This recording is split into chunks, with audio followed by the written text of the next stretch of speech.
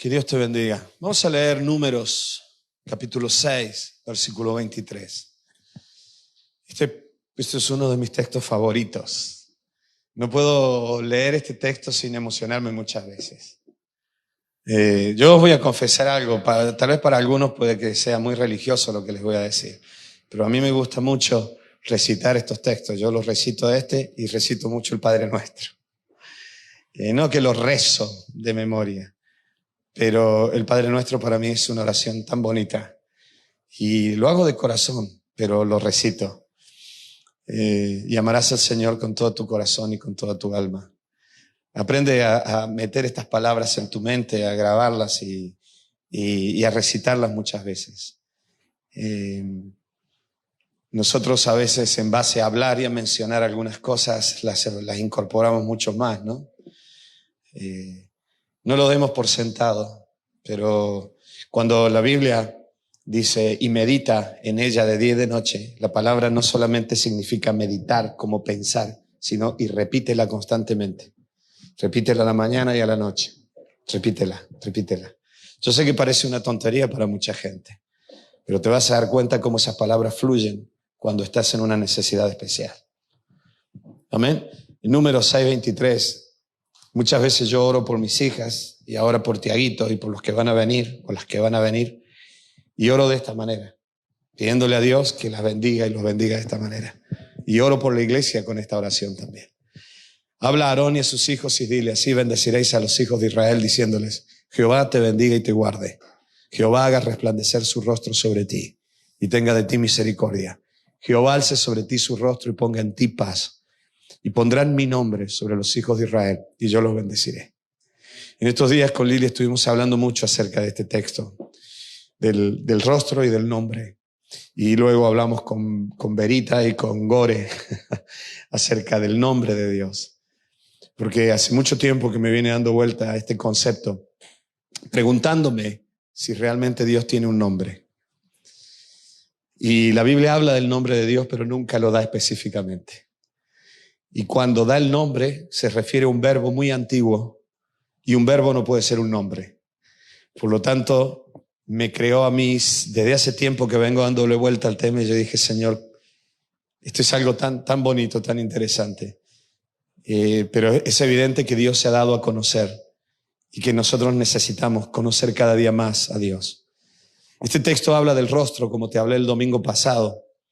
Y también siempre me surgió esta pregunta desde el día que yo llegué a una iglesia evangélica. Yo recuerdo que la gente profetizaba o la gente oraba diciendo: dice el Señor, buscad mi rostro, ¿no? Y yo era recién llegado a la iglesia y me preguntaba: Dios tiene cara, ¿cómo es la cara de Dios? ¿No? ¿Realmente esto es posible? ¿Quién ha visto alguna vez la cara de Dios? ¿No? Yo siempre pensé: Dios no tiene cara, Dios no puede tener cara, ¿no? Y obviamente, decir que Dios tiene un rostro es humanizarlo, como te decía el domingo pasado. Decir que Dios tiene un rostro físico es limitarlo. Claro, yo sé, tú estarás diciéndome: pero Daniel, la Biblia dice mi rostro. Pero yo creo que es una metáfora antropomórfica o un antropomorfismo. Ay, Dios mío, mira, estoy cansado y hablando con tantas consonantes juntas, tengo un problema, ¿no? Pero es una metáfora, es un antropomorfismo, porque Dios no es un ser humano. Dios se describe a sí mismo en la Biblia muchas veces con características humanas.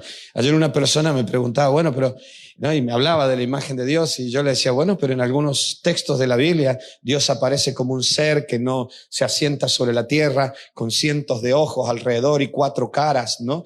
O en otros textos en Apocalipsis tiene el cabello blanco, los ojos de fuego, la cara resplandeciente y una lengua de espada de 2 filos, ¿no? Y yo le decía, ¿tú crees realmente que eso es físico? Eso son manifestaciones de Dios para que la gente pueda entender determinadas características de Dios. Pero necesitamos conocer a Dios. Y Dios se ha revelado y Dios se revela. Pero a veces nosotros nos limitamos en el modelo que hacemos. ¿Lo entiendes a esto? ¿Sí o no?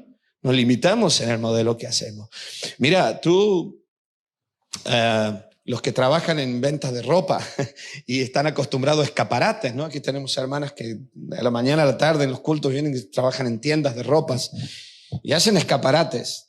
Si tú nunca has visto un ser humano, pasas por un escaparate, vas a ver un modelo allí que te está mostrando una ropa, pero es un modelo humano, pero no es así un ser humano. Tú no puedes decir, los seres humanos son negro azabache o color marrón o color amarillo, pero no tienen rostros. El otro dirá, no, pero son como de plástico. Bueno, ese es el maniquí, ese es el modelo.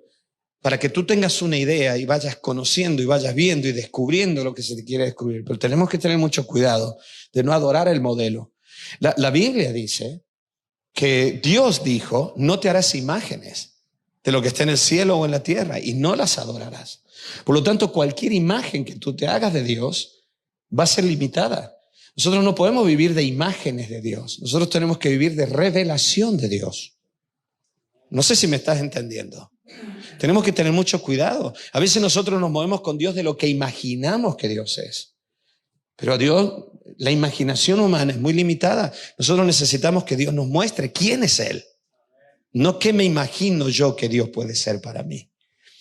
Entonces, evidentemente se refiere a algo mucho más amplio que nuestra capacidad de entender. Cuando la Biblia habla del rostro de Dios, es evidente que habla de algo mucho más amplio que nuestra capacidad de entender. Y que a veces es una metáfora simplemente para decir, mira, estás bien. Ya está. Vas al médico con un dolor muy grande y el médico te dice, sí, mira, en realidad es algo muy complejo de explicarte. Pero te voy a quitar los miedos, te dice el médico. Estás bien, no estás enfermo, ¿vale? Tú no te preocupes. Bueno, pero doctor, ¿qué tengo? Es que explicarte todo sería muy grande. Simplemente quiero que sepas esto. Por ahora ve aprendiendo esto. Estás bien. Entonces, muchas veces Dios se va a revelar de esta manera. Ahora bien, el texto dice que Dios te mira y que Dios pone su nombre sobre ti. Y está dentro de una bendición. Por lo tanto, yo lo que quiero hablarte es de esta gran bendición, de poder tener estas experiencias. Por eso necesito primero, cuando hablas de alguien tan maravilloso como Dios, y no puedes alcanzar a describir quién es Él realmente, para poder entender algo que mi mente no puede entender, a veces es necesario que yo primero entienda lo que no es, porque descartando lo que no es, me queda todo aquello que sí es. ¿Me entiendes lo que digo? Espero no confundirte, que no sea muy temprano la mañana para soltarte estas cosas. Por eso, pero de alguna manera, esa manifestación de Dios cumple la función del rostro humano también, que es la función de la expresión, es la función de la comunicación, es la función de determinadas características, de la identidad, es la función de la manifestación de las emociones, porque con el rostro manifiestas si estás alegre, si estás triste. Por lo tanto, cuando la Biblia habla del rostro de Dios, aunque Dios no es humano y no tiene una cara como los humanos, evidentemente Dios manifiesta y se comunica manifestando su sentir a los seres humanos. Por eso te decía el otro día, el rostro para los seres humanos es también un aspecto de comunicación no verbal. No verbal. Un ejemplo muy claro, los sordomudos. Ellos no pueden escuchar el timbre de voz, el sonido de voz, pero necesitan ver los labios y sobre todo las expresiones faciales. Entonces hay gestos con las manos, pero también hay gestos con los ojos, con la cara, con la cabeza. Yo tenía una alumna que es una chiquita que es especialista en sordomudos y ella me decía, aprendí el lenguaje de los sordomudos y seguí creciendo, y me dijo, y aprendí el lenguaje de los sordos, mudos y ciegos. Yo no sé si me está entendiendo. Entonces yo le pregunté un día, Dios mío, ¿cómo hace una persona ciega, sorda y muda para comunicarse? Entonces me llamó y me cogió la mano y me dijo, ven. Y empezó a hacerme cosquillitas en la mano. Y me dijo, ¿sabes lo que te dije? Que Dios te bendiga. Yo dije, Dios mío, ¿cómo puedes hacer esto? Me dijo, muy complejo explicártelo, pero se ha logrado desarrollar una comunicación para personas sordas, ciegas y mudas. Me pareció algo apasionante. Pero las personas sordas y mudas se comunican con gestos que no son verbales, tienen que ver con el rostro. Por eso cuando la Biblia habla del rostro de Dios, yo quiero entender que también está tratando de explicar la Biblia. Una comunicación más allá de que Dios te hable o no te hable. Cuando Dios de alguna manera te hará sentir lo que Él piensa, lo que Él siente, sin haberte hablado a ti directamente. Cuando nosotros decimos, Dios me habló, y tú dices, pero ¿fue una voz audible? No, pero hubo impresiones a lo largo de este día que me hicieron ver que Dios me estaba hablando. Y yo creo que cuando entramos en ese campo y te das cuenta que Dios te habla sin que hayas leído un texto, sin que hayas oído una voz, sino que han sucedido cosas en tu vida, que son impresiones que te han hecho ver que Dios te está diciendo algo. ¿Sí? Es como si Dios te dijera así, moviera la cabeza de derecha a izquierda, de izquierda a derecha. O Dios levantara y bajara la cabeza como asintiendo. O Dios te guiñara un ojo. O Dios simplemente levantara y bajara la cabeza asintiendo, te guiñara un ojo y te hiciera una sonrisa. Son gestos de un rostro que más allá de las palabras te está demostrando un beneplácito. Te está diciendo que Él está de acuerdo. Por eso cuando la Biblia habla del rostro de Dios, creo que tiene que ver algo que va mucho más allá de nuestra limitada capacidad comunicativa audible. Y tiene que ver probablemente con una capacidad de comunicación que va mucho más allá de las palabras y que tiene que ver con impresiones que se graban en el corazón. Por eso necesitamos conocer a Dios y entender qué significa esto del rostro de Dios y aprender los lenguajes de Dios. ¿Me estás entendiendo? Que Dios me hable, dime que... No, entonces la gente busca un intercesor. José ora para saber qué quiere decirme Dios. Bueno, yo estoy poniendo a José como sacerdote del Dios Altísimo. Necesito oír una voz, necesito que me digan en mi idioma.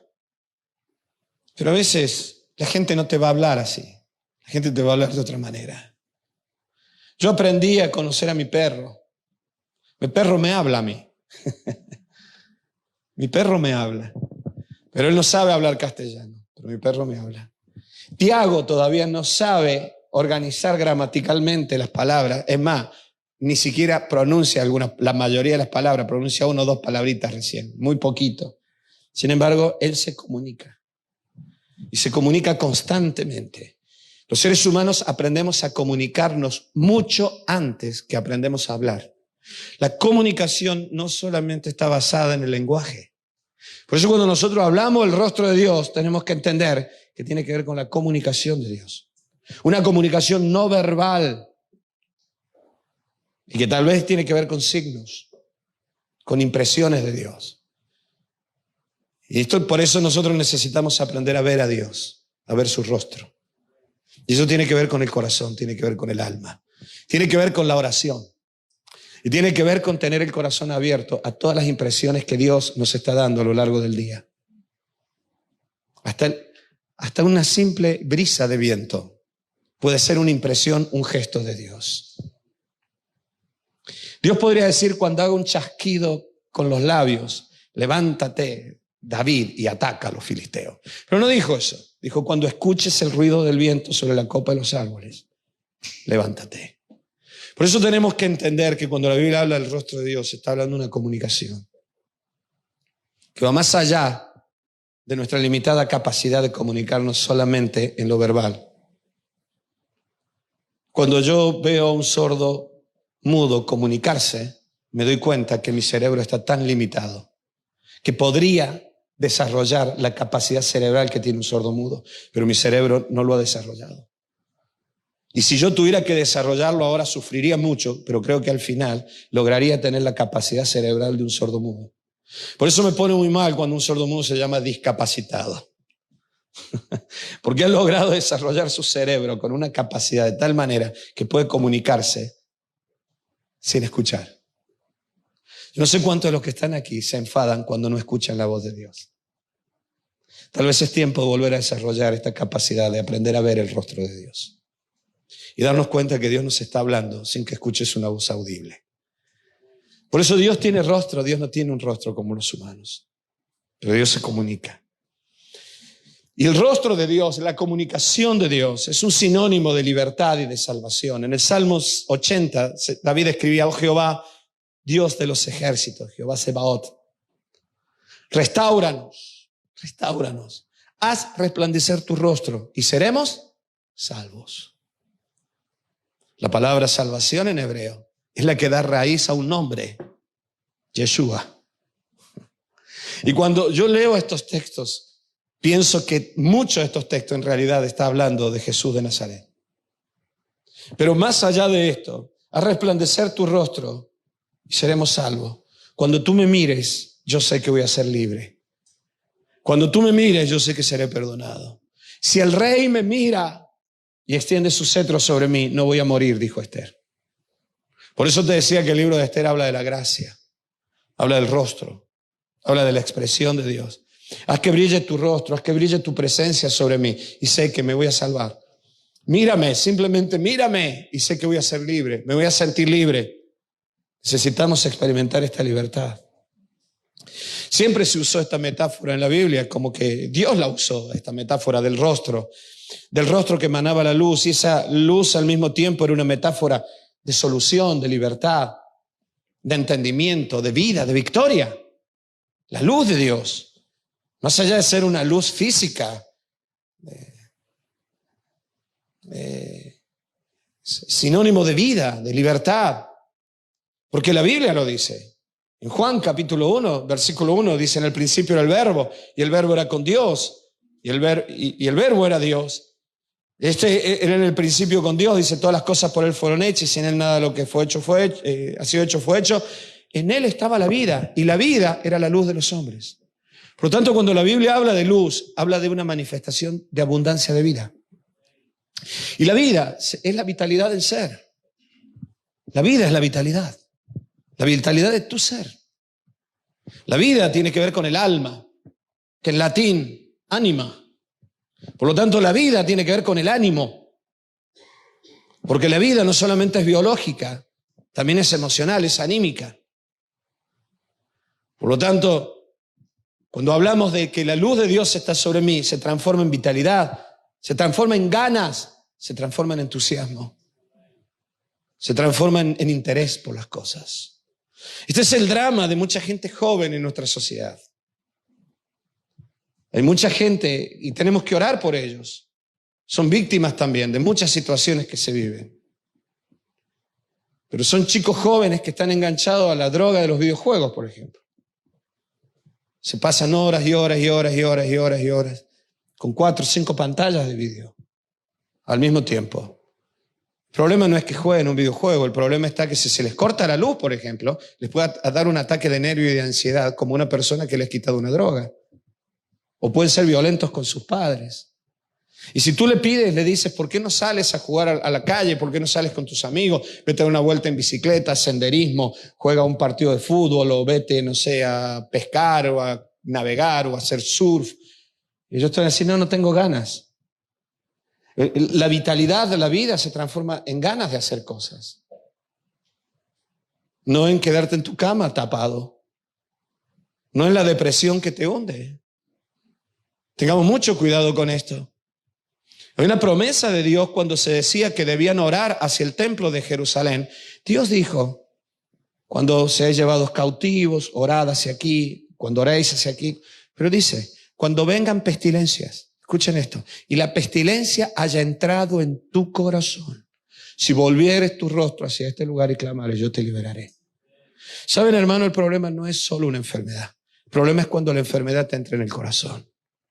Temor a un cáncer, temor a una enfermedad grave, temor al coronavirus, cuando termina entristeciéndonos el alma. Esto es muy difícil, hermanos. Es fácil de decirlo, pero cuando un ser querido tuyo ha sido diagnosticado de algo, cuando tú eres un observador de la lucha que se está librando en el cuerpo de una persona querida, entonces hay un conflicto aquí adentro. Y el problema es que se te meta la enfermedad en el alma. ¿Entienden lo que estoy diciendo?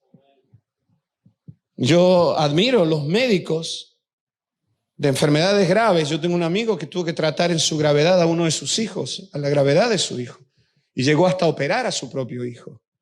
Yo realmente lo admiro porque ahí hay una mezcla de un montón de cosas. Yo no sé cómo un papá pudo llegar a hacer esto. Y yo lo felicito, de verdad, lo admiro, pero para mí sería muy difícil, porque en mi caso siempre tengo que luchar para que el dolor, la enfermedad de una persona amada no se me meta en el alma. Por eso te estoy hablando, cuando el rostro de Dios te habla de una luz en la Biblia, y te hablo de que este rostro de Dios tiene que ver con una comunicación que va más allá de lo verbal, que transmite una vida, son impresiones, son manifestaciones de Dios, que tenemos que conocerlo, y por lo que vamos a orar hoy, para que puedas abrir tus ojos, yo pueda abrir los ojos y poder darme cuenta de que Dios está delante mío, con todas estas impresiones, situaciones que Dios va a presentar delante mío, que tienen que ver con que Dios me miró benévolamente. Dios hoy me miró a los ojos. Yo no puedo decir que fue un rostro de una persona, pero sé que su rostro estuvo sobre mí, porque Dios se manifestó sobre mí. Y Dios me habló. Y me habló no con una palabra, me habló con una impresión. Y sé, Dios me ha dicho, no tengas miedo. Pero ¿cómo te lo dijo Dios? A lo largo del día. Dios me dijo que no tenga miedo. Dios me miró hoy. Eso es lo que te estoy diciendo. Y era esa luz que habla la Biblia, es vida, es vitalidad, es gana, es que la enfermedad no se te mete en el alma. Por eso decimos que Jesús fue el rostro de Dios para la humanidad. A Dios nadie lo vio jamás, dice la Biblia, Juan 1:18. Pero el unigénito Hijo que está en el seno del Padre, Él le ha dado a conocer. Mira, cuando la gente conocía a Jesús y recibía de Él, se llenaban de vida. Se llenaban de vida, desde milagros concretos de sanidades, desde milagros de sanidades, hasta muertos resucitados, hasta muertos resucitados. Cuando Jesús miraba a la gente, a veces simplemente los miraba o se volvía, había milagros.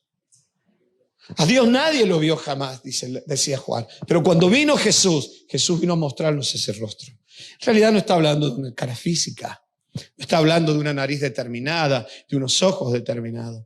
A lo largo de la historia de la humanidad, los que creen que la imagen y semejanza de Dios con el hombre o que el rostro de Dios es algo físico, se han vuelto locos tratando de pintar un Jesús extremadamente perfecto, un Jesús sin defectos, un Jesús sin defectos físicos, perfecto, con unas expresiones. Y entonces vemos películas o dibujos o pinturas de Jesús que son verdaderos híbridos, ¿entienden? Unas caras rarísimas, unos ojos lánguidos, sin parpadear, como tratando de mostrar una perfección. Es que no estaba hablando la Biblia. Yo no sé físicamente cómo habrá sido Jesús de Nazaret. ¿Qué características físicas tenía Jesús? Siendo descendiente de la tribu de David, siendo descendiente de la tribu de Judá, siendo judío de toda la vida, de familia toda la vida en la región de Galilea.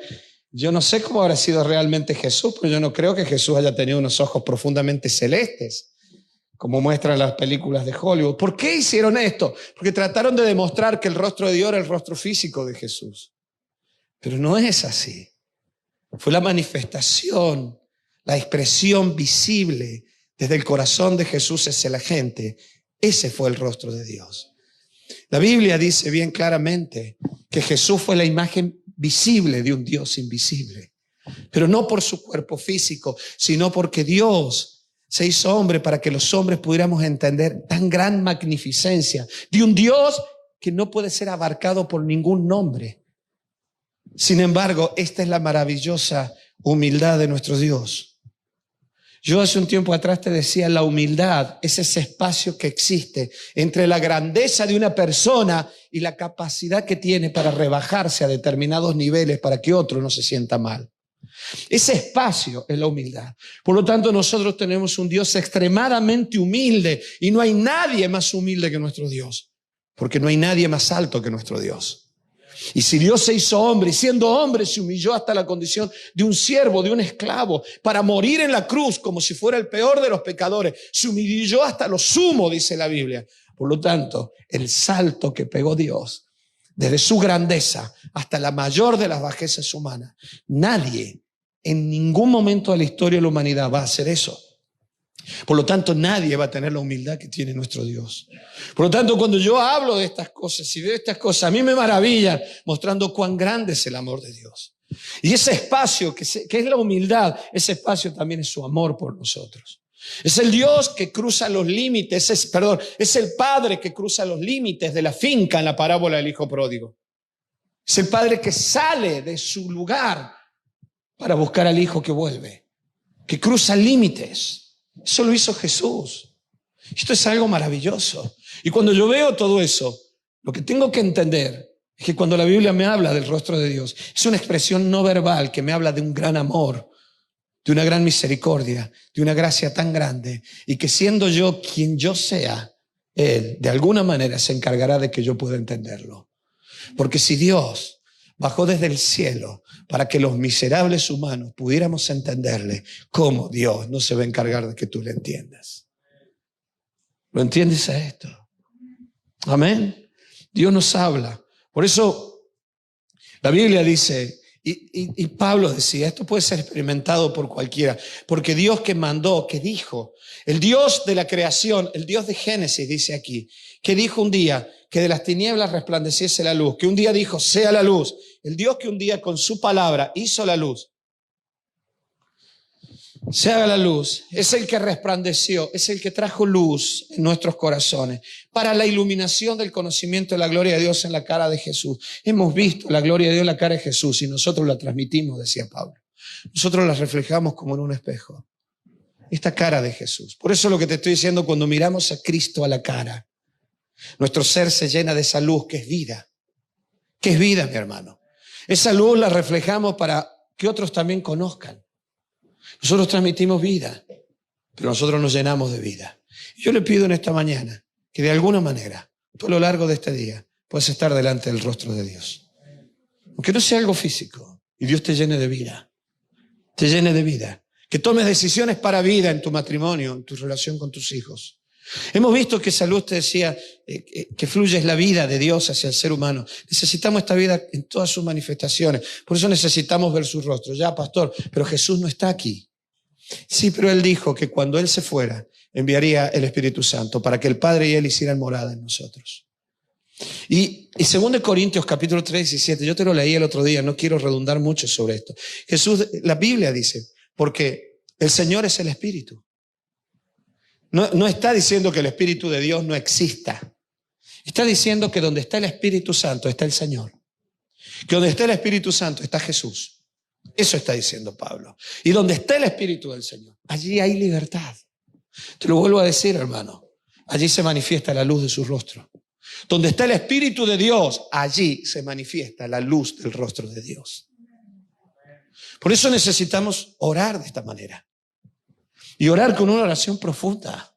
No la oración de petición de supermercado, la lista de compras, sino la oración profunda. Señor, yo te necesito.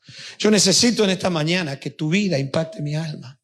Quiero levantarme de mis rodillas esta mañana, seguro de que tu luz ha inundado mi alma, de que todas las tinieblas de aquí adentro, sean de temor, sean de tristeza, sean de enfado, sean de pecado, de tentaciones, todas esas tinieblas, Señor, desaparezcan de mi alma.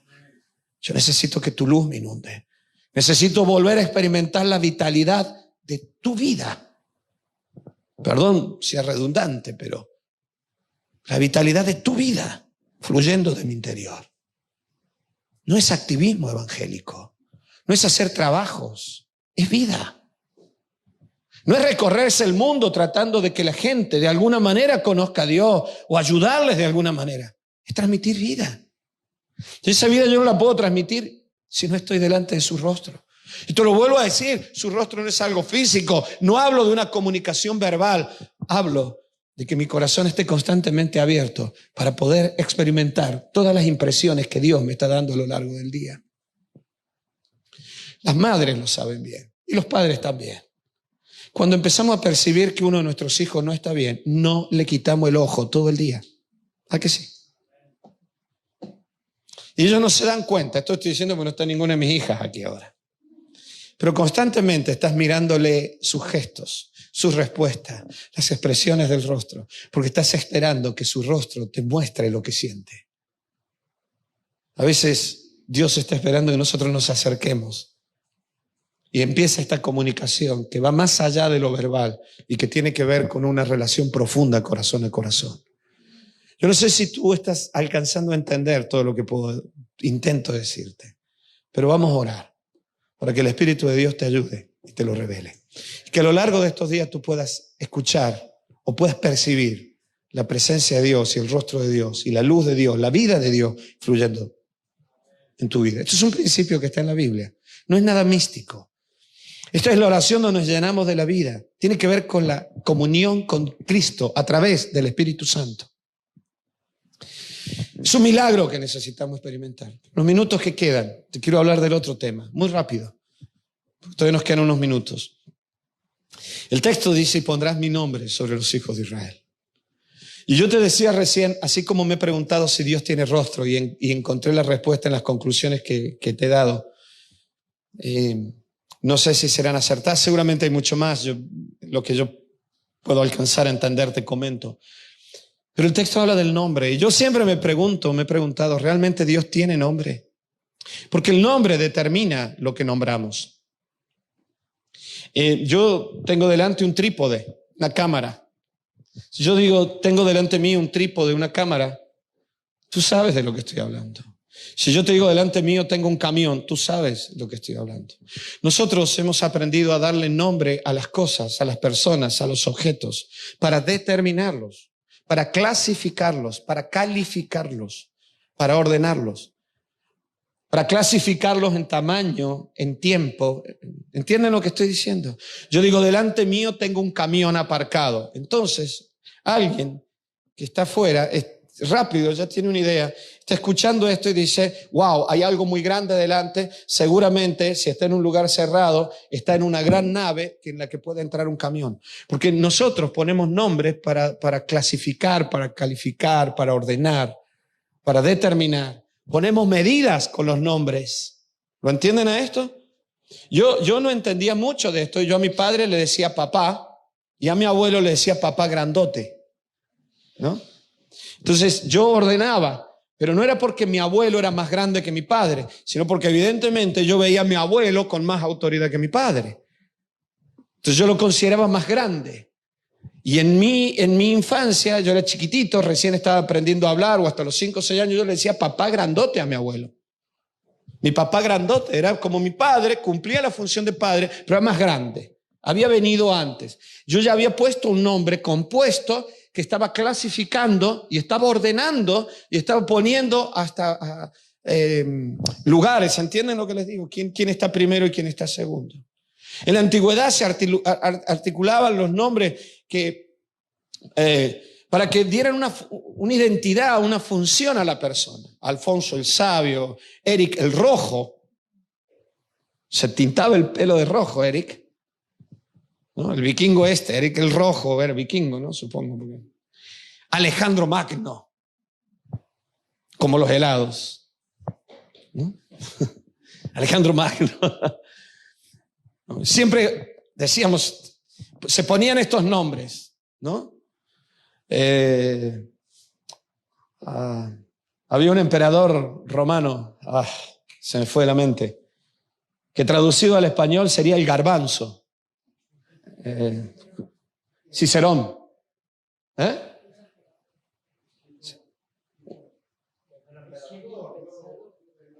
O no era un emperador, ¿no? Bueno.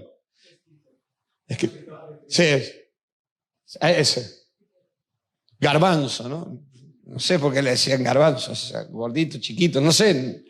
No, o sea, como una puntita así, hacía una crestecilla así, era un garbancillo, no lo sé. Entonces poníamos nombres que describían las características y lo concretamos y decíamos, este es así, pero ¿qué nombre le vas a poner a Dios? Porque siempre estamos descubriendo algo nuevo de Dios. En la Biblia, en las culturas semíticas, el nombre tenía que ver con los padres y se le decía tal, hijo de tal. Y entonces sabía de qué linaje venía. ¿Y por qué se hacía esto? Porque se heredaba la gloria del Padre. El honor del Padre. Cuando la Biblia dice, pondrás mi nombre sobre los hijos de Israel, es como diciendo, mi pueblo va a llevar mi honor, va a llevar mi gloria, va a llevar mi respeto. Es un pueblo mío. El Museo del Holocausto en Israel se llama Yad Vashem, que es de un texto de Isaías que dice literal algo así como, y os daré un nombre en memoria en medio de los pueblos. Tendrán un nombre por el que van a ser recordados siempre. Eso está en Isaías.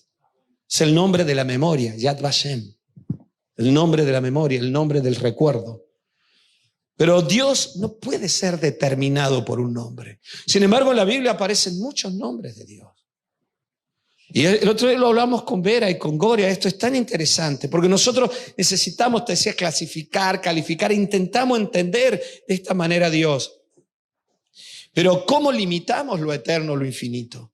¿Cómo puedes decir, mire, uno de los nombres de Dios es Olam, pero no es un nombre, es un calificativo, porque Olam es infinito. El Olam, el Dios eterno, el Dios infinito, el Dios que no tiene fin.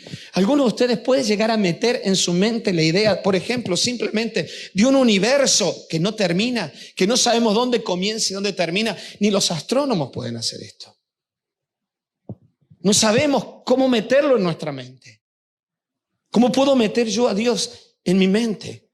Y cuando empiezo a pensar en este nombre de Dios, me parece algo tan magnífico, tan grande, tan impresionante, que no hay medida en mi mente que pueda ponerle un nombre a Dios. Encontramos estos calificativos como Olam, por ejemplo, títulos como Shaddai, que significa omnipotente, o, bueno, un calificativo también, ¿no? Adonai, mi Señor. Elohí, mi Dios, Dios mío, como la oración de Jesús en la cruz. Pero esos son títulos de Dios. Es cierto, todos estos títulos y todas estas manifestaciones de Dios, dame 2 minutos y ya termino, no quiero que te aburras, de verdad que ahora terminamos bien, ¿vale? Todos estos títulos intentan mostrar el carácter, las obras, la persona de Dios, pero nunca lo van a mostrar en su totalidad. Nunca lo van a mostrar en su totalidad. Nunca vas a entender qué significa que Dios sea el Dios eterno.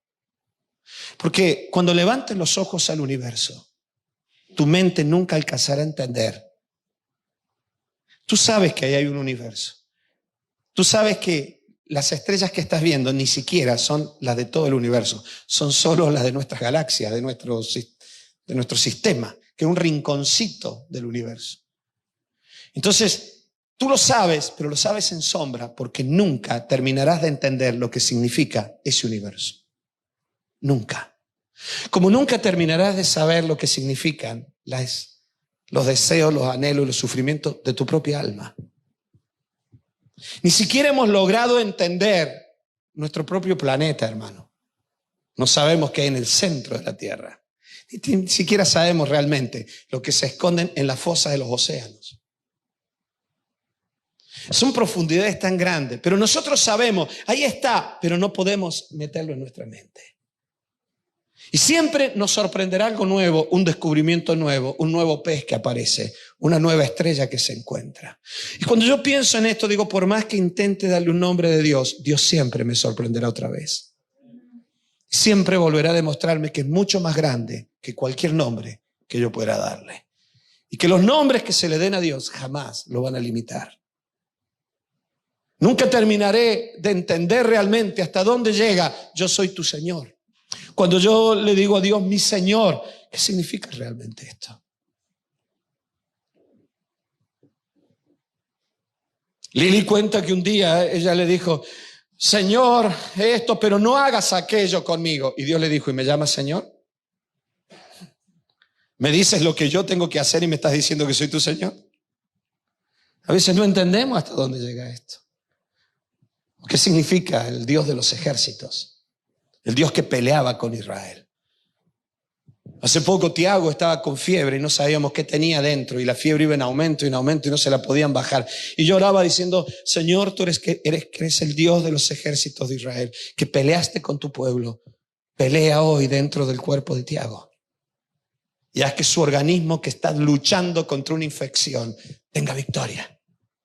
Porque ese también es el Dios que pelea por nosotros. Contra un virus, contra una bacteria. Pero no existe ni un nombre que pueda contener al Dios eterno. Y esto lo decía el rey David. ¿Me ayudas?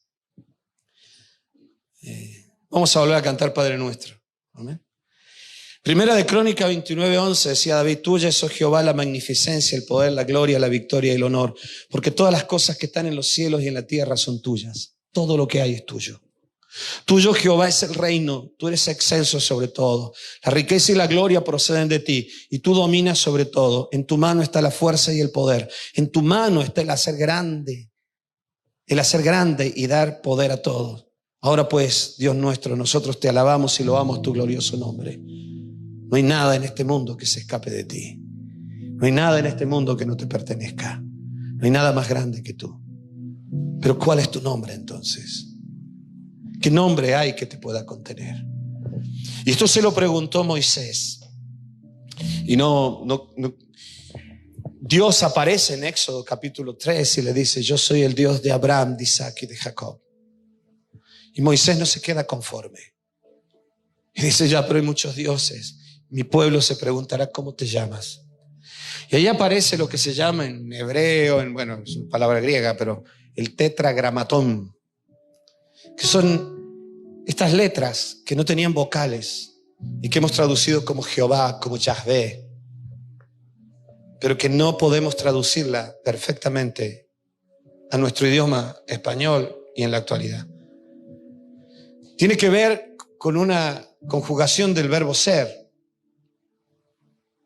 pero es muy antiguo, antes prácticamente que el hebreo se formara, o en esos momentos que se podía estar formando el hebreo. Por lo tanto, ese yo soy el que soy es un verbo muy antiguo, te decía, que podía ser yo soy el que seré, yo soy el que soy.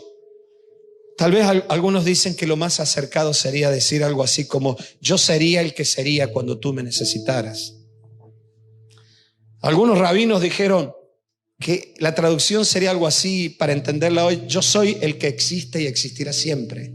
Otros dijeron: mi nombre es el que es para siempre. Y otros dijeron: yo estaré con ellos en este momento duro, así como estaré con ellos cuando sean esclavizados en otro momento. Que Dios intentaba decir esto. Entonces, al leer este nombre de Jehová, Yahvé, yo otra vez vuelvo a pensar: pero entonces, ni siquiera esto es todo tu nombre. Eres mucho más que esto. Porque Él dijo: este es mi nombre, y con este nombre seré recordado. Pero aún esto no lo limita a Él. Este será mi nombre y con Él seré recordado. ¿Sabes por qué? Porque a este verbo siempre se le agregaban los atributos. Por ejemplo, yo soy el que seré, Jehová. Y entonces se le agregaba Jehová Rafa, yo soy tu sanador. Jehová Shalom, yo soy tu paz. Jehová Tsebaot, el Dios de los ejércitos, yo estaré contigo en las guerras. O sea, siempre se le agregaba algo más, siempre se le agregaba algo más. Pero era un verbo. Pero era un verbo que se transformaba en nombre cuando se le agregaba el calificativo que yo necesitaba cuando tuviera una necesidad. ¿Lo está entendiendo a esto? Y esto a mí me impresiona, porque empiezo a entender otra cosa. Y esto es lo paradójico, que empiezo a conocer el nombre de Dios cuando estoy necesitado. Cuando no tengo paz, conozco el nombre del Dios de paz. Cuando estoy en una guerra, conozco al Dios que pelea por mí. Y aunque no puedo entenderlo en toda su magnificencia, Él se va revelando en los momentos que yo necesite que Él se revele. Esto es algo maravilloso. Y yo llevaré su nombre como tú llevas su nombre, según esta bendición. Porque Él te ha mirado con su rostro. Él te habló, pero además ha puesto su nombre sobre ti. Como que en cada momento de la vida Él se manifestará siendo aquello que yo necesite en el momento determinado.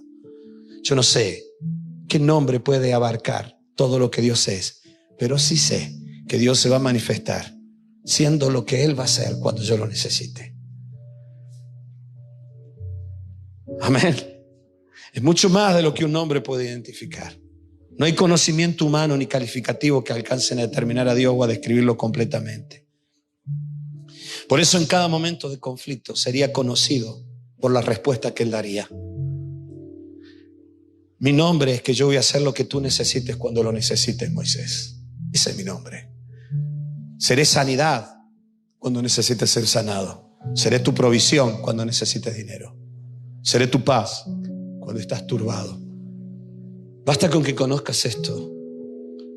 Su carácter En la enfermedad sería conocido como el sanador. Su carácter, su amor, su protección, su gloria, su honor serían puestos sobre el pueblo en aquella bendición. Su pueblo lo llevaría siempre como una señal de identidad. El Dios todo suficiente, el Dios que siempre está. Pero la Biblia dice que Jesús manifestó un nombre. Y el nombre que Jesús mostró fue el de Padre. Y él dijo: cuando oréis, decid: Padre nuestro que estás en el cielo. Y en la parábola del hijo pródigo le dio un nombre a Dios: el Padre de la casa. Y esto es algo maravilloso, que ese Dios eterno, que no puede ser alcanzado ni contenido por ningún nombre, te mire a los ojos y te diga: lo único que me interesa es que sepas que soy tu papá. Hace muchos años atrás, una de mis hijas era pequeña, iba sentada en el coche detrás mío, en la época en que no hacía falta ponerse los cinturones. Y yo recuerdo que ella se estiró y abrazó el asiento y me hacía cosquillas en la barba y me tiraba la barba. Y yo recuerdo que la miré por el espejo y le dije: oye, ¿tú quién te crees que eres? Hay mucha gente que me respeta y no me tutea para que un comino como tú me estés tironeando de la barba. Y me dijo: soy tu hija. Y le dije: así es, eres mi hija. Y yo soy tu papá. Tiago a mí me dice Abu, pero no me conoce totalmente. Pero basta con que hoy sepa que soy su Abu.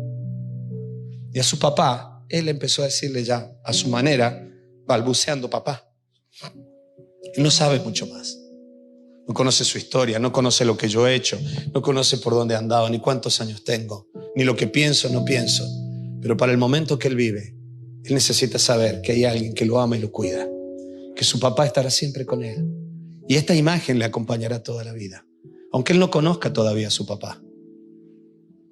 Pero él lo está conociendo y está empezando a entender el nombre papá, que tiene que ver con una relación. ¿Y sabes qué? Tiene que ver con el rostro. Mi hija Piti le puso fotos mías a Tiago y un montón de fotos, y él las seleccionaba y decía Abu, Abu, y ponía la foto del Abu aparte. Ella empieza a identificar un rostro, una comunicación con un nombre. ¿Sabes? Es que a Dios no se lo conoce intelectualmente, a Dios se lo conoce en la relación, en el corazón a corazón. Y por eso Dios quiere que nosotros le conozcamos de esta manera. Es el Padre de la parábola, te dije recién, que cruzó los límites. Por eso, cuando el Espíritu Santo te hable, según Pablo en Romanos capítulo 8, Él clama dentro nuestro con una expresión: Abba, papá. Y una de las grandes revelaciones en la Biblia es que Dios es Padre, es que Dios es papá. Por eso, porque papá, mamá o abu o nono o nona no solo son nombres, son relaciones. Son relaciones. Cuando yo hablo con la gente digo mi madre, pero cuando hablo con mi hermana recordando a nuestra madre, ¿sabes lo que decimos? Mamá. ¿Te acuerdas cuando mamá? Mamá no es lo mismo que madre. Mamá es una relación. Mamá es una historia. ¿Te acuerdas cuando mamá? ¿Te acuerdas cuando papá? No está hablando de un título, está hablando de una relación, está hablando de una expresión, de un rostro. Es el Padre de la parábola que cruzó los límites.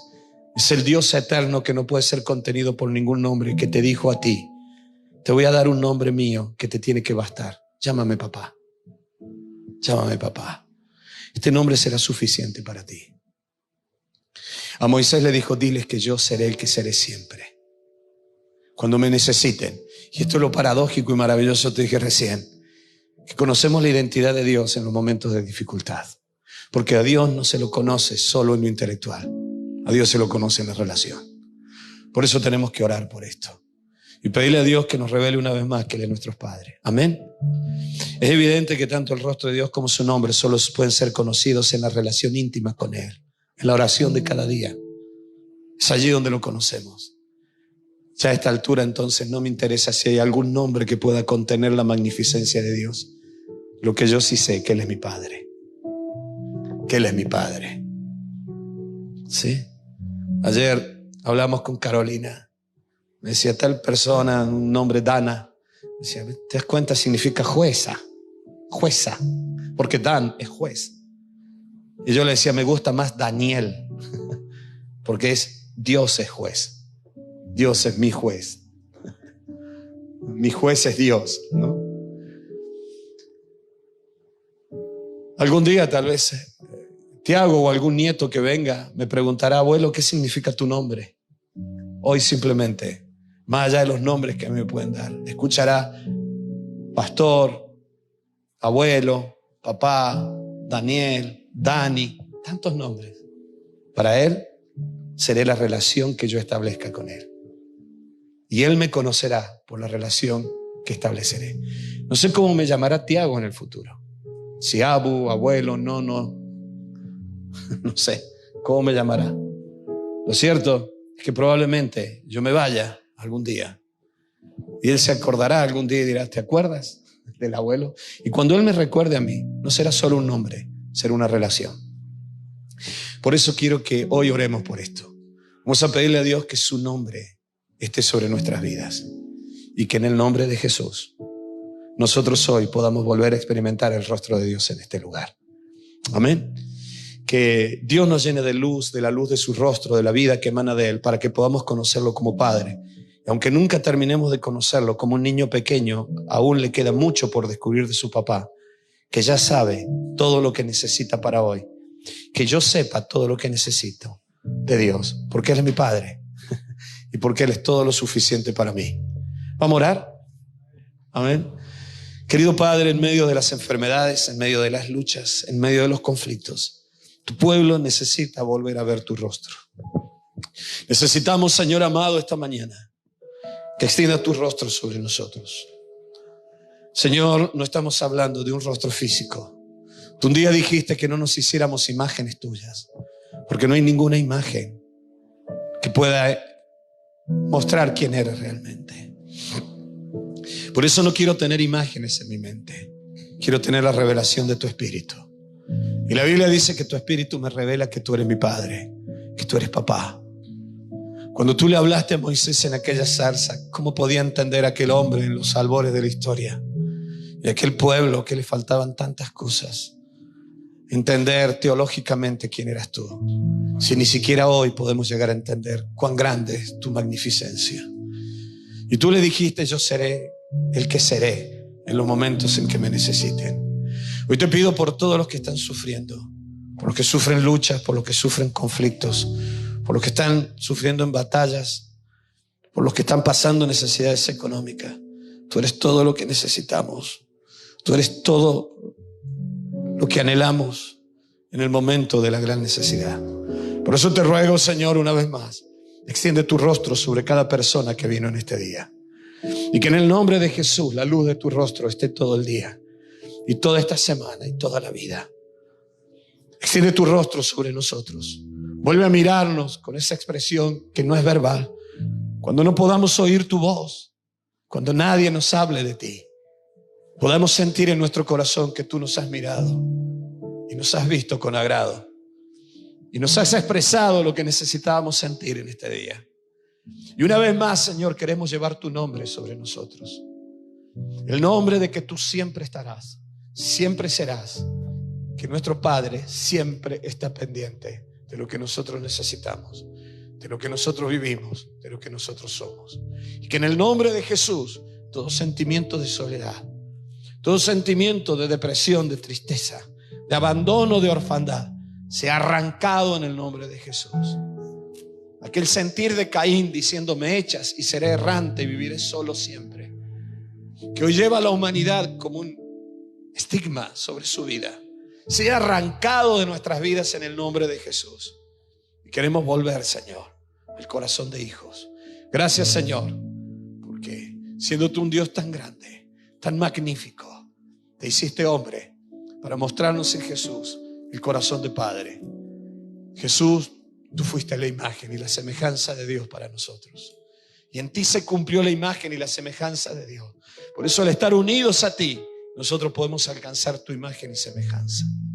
Bendice a tu pueblo en el nombre de Jesús. Extiende tu rostro sobre cada uno de mis hermanos y haz que siempre lleven tu nombre sobre sus vidas. En el nombre precioso y poderoso de Cristo Jesús. Amén y amén. Padre nuestro del cielo, santificado sea tu nombre, que tu reino venga a nosotros, se haga y se haga tu voluntad. Aquí, aquí. Aquí como el cielo, que el cielo venga. Aquí como el cielo, que el cielo Aleluya. venga aquí. Tuyo es el poder y la gloria, Señor, por siempre. Nuestro del cielo,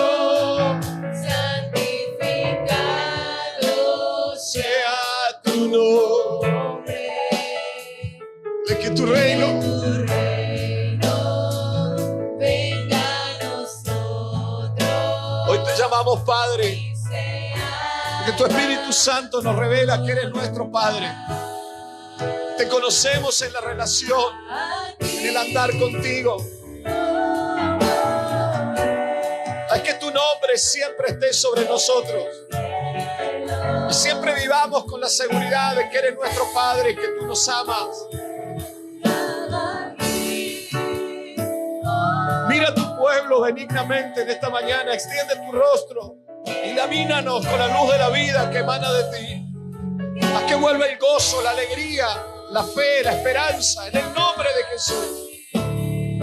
Gracias, Señor. Tuyo es el reino, tuyo el poder, tuya es la gloria por siempre. Amén. Tuyo es el reino, tuyo el poder, tuya es la gloria por siempre. Amén.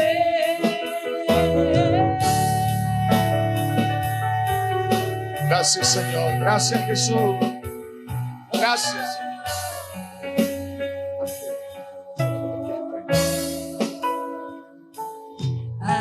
Aquí como el cielo, que el cielo venga. Aquí como el cielo, que el cielo venga aquí. Querido Señor, gracias por tu presencia, por tu amor, por tu misericordia. Gracias, Señor, porque yo sé tú estás en este lugar. Gracias, Padre, porque tú eres bueno. Gracias, Señor, por este culto, por tu palabra. Gracias.